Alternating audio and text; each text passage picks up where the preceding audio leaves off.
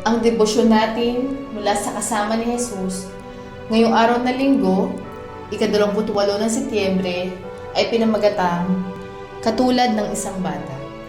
Mula sa panulat ni Binibining Daniels mula sa Massachusetts, USA. Atin pong basahin ng Awit, Kabanata 86, mga talata 1 hanggang 7. Basahin din po natin at bigyang pansin ang unang sulat sa Juan, Kabanata 5, talata 14. Hindi tayo nag-aatubiling lumapit sa Kanya dahil alam nating ibibigay niya ang anumang hingi natin kung ito'y naaayon sa Kanyang kalooban. Itinaas ng 9 na taong gulang na si Emmy ang kanyang kamay at humiling ng panalangin sa panahon ng aming pagsamba. Una, humiling siya ng panalangin para sa mga taong nakakaranas ng giyera sa Ukraine. Tapos, hiniling niya na ipinalangin na sana ay magkaroon ng tunog pag hinipan niya ang kanyang flute.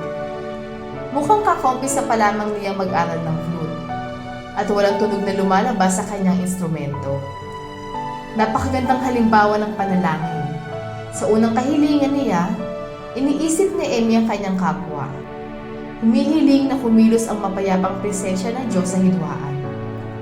Ang kanyang pangalawang panalangin ay personal, ang bithiin ng isang batang musikero.